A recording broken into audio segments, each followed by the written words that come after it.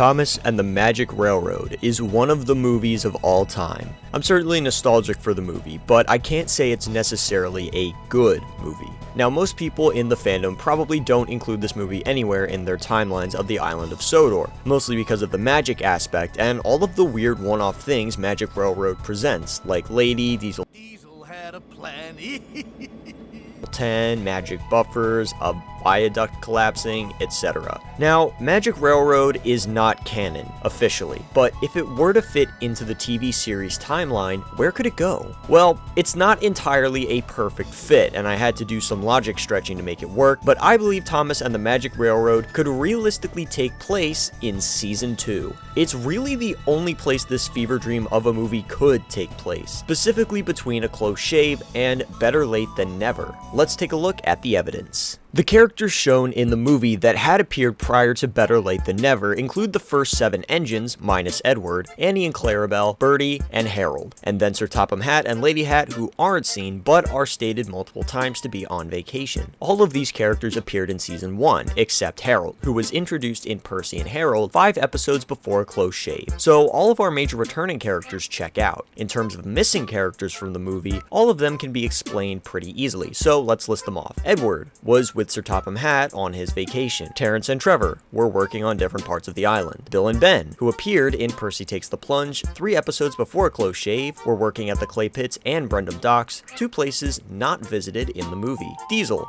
had been sent away. And lastly is Duck, who was at the works after his crash at Crosby. Now, there are 4 characters who didn't have major roles, nor did they formally appear in the movie, that should be addressed. First is Cranky, who had a cameo as set decoration in this scene here. This does not count as Cranky appearing. It's just his tower being shown, and it's not even at the docks. Next is Douglas, who was mentioned but not seen in the Brazilian Portuguese dub exclusively. I'm not counting this one since this was exclusive to that dub, and furthermore not included in the original English dub. Third is George, who was dropped from the movie entirely, so he doesn't count. Lastly is the most controversial, I think, and that would be Butch. Butch was first introduced in Season 5 in Horde Laurie, a long time after A Close Shave and Better Late Than Never. This right here should be the nail in the coffin to debunk my theory. I can't really explain Butch's appearance here, but it's not entirely out of the question now, is it? Just because we don't see Butch around until Season 5 doesn't mean he wasn't there at all. He could have been towing cars elsewhere on the island. It might be a bit of a stretch, but we'll roll with it so the video can keep going. Lastly, in terms of characters, are the engines that appeared in the movie. This is where a little bit of headcanon and string pinning comes into play to explain things, so bear with me here. Splatter and Dodge are supremely easy to explain. In the wake of Duck and Edward being gone, Sir Topham Hatt brought them in as temporary replacements to do their work. However, they proved to be lazy gossip beetles, so they were sent away when Sir Topham Hatt returned with Edward. Duck then returned soon after, negating any reason for Splodge to return. Dieselton and Lady are a little more difficult to explain, but I think I've got something somewhat tangible. Keep in mind that while the Magic Railroad is the interdimensional travel space through Mr. Conductor's universe, it's never explicitly stated that Sodor is not in our reality, nor is it mentioned that Shining Time is in our reality. So bear that in mind. A long time ago, a young Burnett Stone found himself stranded in England after taking an unexpected trip along the Magic Railroad. He discovered an oddly magical GWR 101 shunter named Lady, who told him about the Magic Railroad, the Conductor family, and how she could help him get back to Shining Time. So, with Lady's help, Burnett sets off in order to go home. Diesel 10, at some point around this time, found out about the Magic Railroad and how to access it. On his interdimensional travels, he found Lady and Burnett making their way back to Shining Time,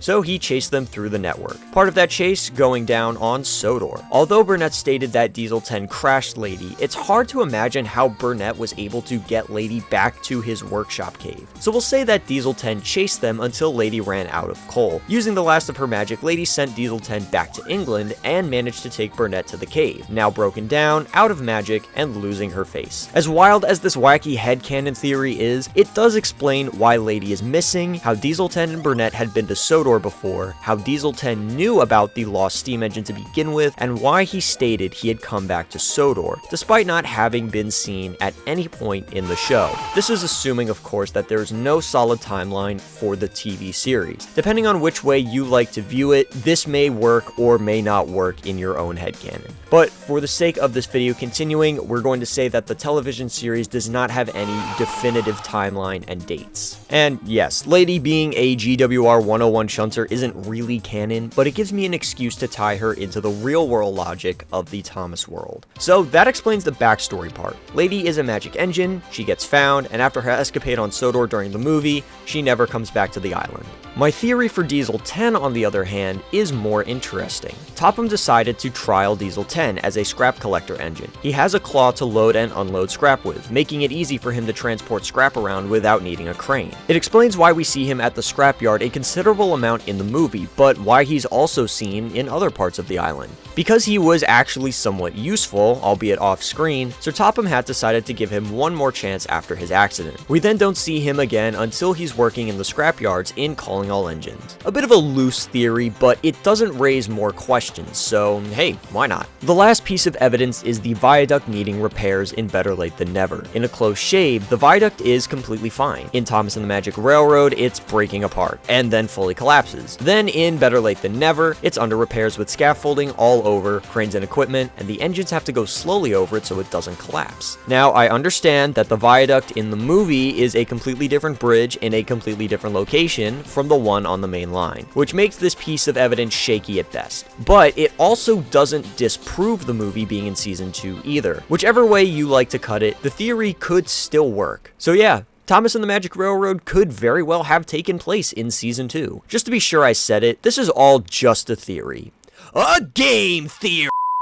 All jokes aside, I personally don't think TATMR is canon, nor do I like to include it in any logical Thomas timeline. It's fun to make headcanons for, and I will stand by Lady being a GWR 101 shunter purely because those little 040s are super cool looking. But in terms of a grand overall story, Thomas and the Magic Railroad doesn't really bring much to the table. That being said, I could get behind it being wedged in the middle of season 2. I think I'll have to try watching that season with TATMR in the middle to see how well it works. But for now, as always, thank you so much for watching. Don't be a stinker, and have a great day.